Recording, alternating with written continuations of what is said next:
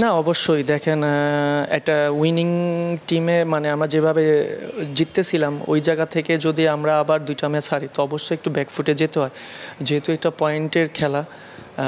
দুইটা পয়েন্টটা খুব ইম্পর্টেন্ট, তো এই দিক থেকে একটু ব্যাকফুটে আছে আপাতত।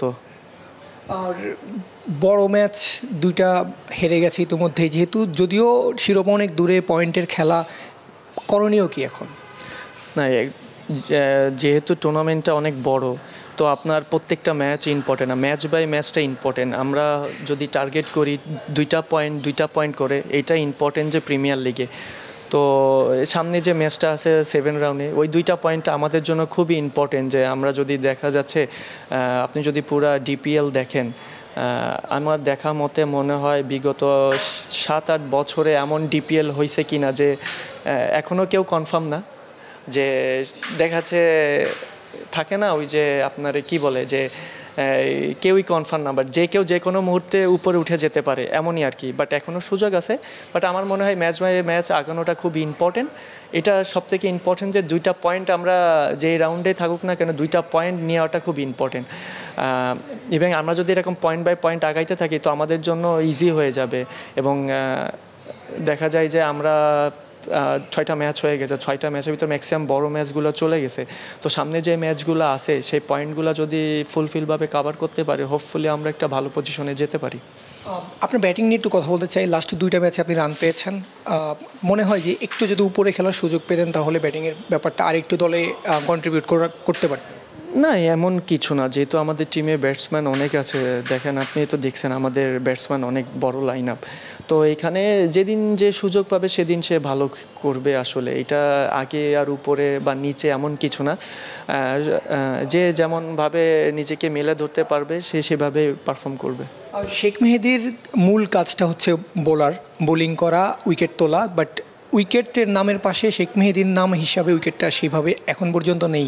এটার কারণ কি? বোলাররা কি শেখ মেহেদীকে পেলে একটু দেখে শুনে খেলার চেষ্টা করে বেশি?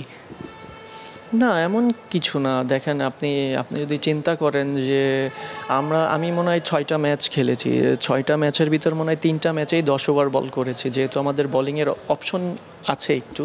তো দেখা যাচ্ছে লাস্ট বড় ম্যাচ হয়তো বা 10 ওভার করে বল করা লাগছে।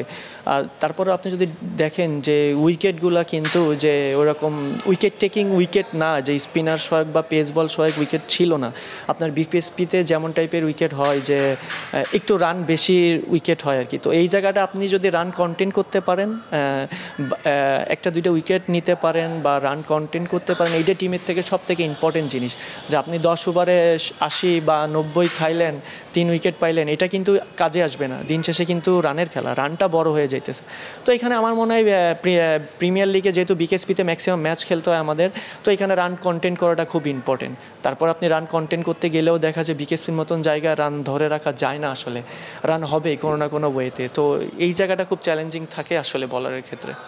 আর আপনি একটু আগে বললেন যে হচ্ছে এবারের টুর্নামেন্টটা একটু অন্যরকম হচ্ছে, এখন পর্যন্ত বলা যাচ্ছে না প্রত্যেকটা ম্যাচেই যে কোন টিম কোন দিকে চলে যাবে। ওইরকমই দেখা যাচ্ছে 5-6টা টিমের 8-10 পয়েন্ট করে সবারই আছে। এই ধরনের টুর্নামেন্টে একটু বেশি কম্পিটিটিভ হওয়ার পরে কি আপনারা এনজয় করেন? আপনাদের একটু কম্পিটিশনটা বেড়ে যায় কিনা ব্যক্তিগতভাবে? না, না, এ তো অবশ্যই। দেখেন, আপনি টুর্নামেন্ট যদি আপনার কি বলে এটা যদি জমে যায়, তো এটা তো অ্যাজ এ প্লেয়ার হিসেবে, এজ এ টিমের প্রত্যেকটা প্লেয়ার হিসেবে চায় এরকম টুর্নামেন্টই মানে সব থেকে এনজয় করে। কারণ এখানে যে কেউ যে কোনো সময় জ্বলে উঠতে পারে এবং টিমের প্রত্যেকটা প্লেয়ার সেভাবে হাংরিনেস আছে। আমি আগে দেখছি, আগে কয়েক বছর ধরে যে একচেটি একটা টিম জিতেই যাচ্ছে এমন কিছু না। ওরকম ক্ষেত্রে হলে দেখা যাচ্ছে যে কিছুটা একটু মোরালি ডাউন থাকতো প্রত্যেকটা টিমের প্লেয়ার। কিন্তু এই বছর আমি ওটা দেখতেছি না, যে সবাই ফাইট দেওয়ার অ্যাবিলিটি আছে, প্রত্যেকটা টিমের ক্যাপাবল আছে, সবাই ওইভাবে চিন্তা করতেছে। তো এই জিনিসটা আসলে এনজয়ও লাগতেছে দিন শেষে। আমি এবার একটু ন্যাশনাল টিমের ইস্যুতে যেতে চাই। আপনি একটা ফরম্যাট একদম রেগুলার খেলছেন, সেই ফরম্যাটে আপনার একটা জায়গা আছে ওয়ার্ল্ড র্যাঙ্কিংয়ে। একটা ফরম্যাট বলেই কি একটু প্রেশার কম, এই জন্যই কি? একটা ফরম্যাট বলে প্রেশার কম এটা ভুল হবে। যেহেতু ধরেন আমি টি20 ক্রিকেট খেলি, আমি আগেও কয়বার অনেক জায়গায় বলছি যে আমার হয়তো বা প্রত্যেক মান্থলি টি20 ম্যাচ থাকে না, অনেক গ্যাপ দিয়ে খেলতে হয়। তো আমার ক্ষেত্রে নতুন করেই শুরু করতে হয় ন্যাশনাল টিমে। যেহেতু ন্যাশনাল টিমের খেলাটা এমন খেলা, আপনি যদি যারা তিন ফরম্যাট খেলে আসলে যারা ভালো টাচে থাকে অ্যাকচুয়ালি তারাই ফিলটা বোঝা যায়। দেখেন আমি লাস্ট ডিসেম্বরে ম্যাচ খেলছি, আবার হয়তো বা আমি যদি সুস্থ থাকি ইনশাল্লাহ আমাকে যদি আবার বিবেচনা করে মে কিংবা জুনে আবার টি-20 ম্যাচ, তো ইন বিটুইন আপনার 5 থেকে 6 মান্থের একটা গ্যাপ, তো আমার আবার নতুন করে শুরু করতে হবে। তো এই জায়গাটা আসলে ডিফিকাল্ট। আপনি আমার কথায় আপনি বলতেছি না, যারা টেস্ট ক্রিকেট খেলে ধরেন লাইকে সৌরভ ভাই অনলি টেস্ট ম্যাচ খেলে, তার কাছে যখন টেস্ট খেলা হয় না, আগে তো টেস্ট ম্যাচ এত ছিল না, তার কাছে এরকম নতুনই লাগতো হুটহাট করে। বাট এই জিনিসটা আসলে ধরে রাখাটা অনেক মুশকিল। যারা 3 ফরম্যাট খেলা তারা কিন্তু এক প্রসেসেই খেলতে পারে। ইন্টারন্যাশনাল ক্রিকেটটা 3 ফরম্যাট খেলা মানে আপনি কোনো না কোনো মাসে খেলার সুযোগ থাকে, তাদের মেন্টালিটি ইন্টারন্যাশনাল ক্রিকেটে থাকে। আমরা ইন্টারন্যাশনাল ক্রিকেট খেলতেছি ডিসেম্বরে, আবার খেলবো মে জুনে, তো এই 5-6 মাসে একটা গ্যাপ, এর ভিতরে আমরা ডোমেস্টিক ক্রিকেট খেলতেছি। তো ডোমেস্টিক ক্রিকেট আর ইন্টারন্যাশনাল ক্রিকেটের পার্থক্য কিন্তু অনেক। লাস্ট আপনি ন্যাশনাল টিমে খেলেছেন ডিসেম্বরে ওয়েস্ট ইন্ডিজে, একটা বাংলাদেশের রেকর্ড গড়া একটা সিরিজের আপনি নায়ক ছিলেন। সেখানে আমরা বিভিন্ন জায়গায় বল করতে দেখেছি। আপনি পাওয়ার প্লেতে বল করেছেন, মিডল ওভারে বল করেছেন, ডেতে বল করেছেন। এটা কি শেখ মেহেদীর স্পেশালিটি? না, টি-20 ক্রিকেটে আপনার স্পেশালিটি তো একটু হতেই হবে, যেহেতু আমি একটু এক ফরম্যাটে খেলি। তো আমার ধরেন আমি নিজের দিক থেকেও যদি বলি যে হ্যাঁ আমার এই জায়গাটা আরও ইমপ্রুভ করতে হবে, এবং টি-20 খেলা আপনার তো মার তো খেতেই হবে, তো কিভাবে নিজেকে আরও ডেভেলপ করা যায় এই চিন্তাই কাজ করে মাথার ভিতর সবসময়। কারণ আমি তো ধরেন এক ফরম্যাট খেলে আমি যদি খারাপ খেলি আমি আরেকটা ফরম্যাটে তো সুযোগ পাবো না। তো আমার ক্ষেত্রে আছে কি টি-20, এটা আমার যদি আমি ভালো না করি সেক্ষেত্রে আমার টিম থেকে বের হয়ে যেতে পারে, কারণ আপনার পাইপলাইনে আরও প্লেয়ার আছে। তো এই জিনিসটা আমার ব্রেনে একটু ইম্প্যাক্ট পড়ে যে ভালো করার তো বিকল্প নয়, এই আর কি। মেবি লাস্ট কোশ্চেনের আগের কোশ্চেনটা আমার, সেটা হচ্ছে ওইখানে চোখে পড়ার মতো, ওই ওয়েস্ট ইন্ডিজ সিরিজে চোখে পড়ার মতো আপনার আরেকটা জিনিস ছিল, আপনি লেগ স্পিন বল করেছিলেন। তো ওই ব্যাপারটার কারণ? না এমন না, ওটা আমি ধরেন অনেক দিন থেকেই করতাম, বাট হয়তো বা কখনো ইন্টারন্যাশনাল ম্যাচে অ্যাপ্লাই করি নাই।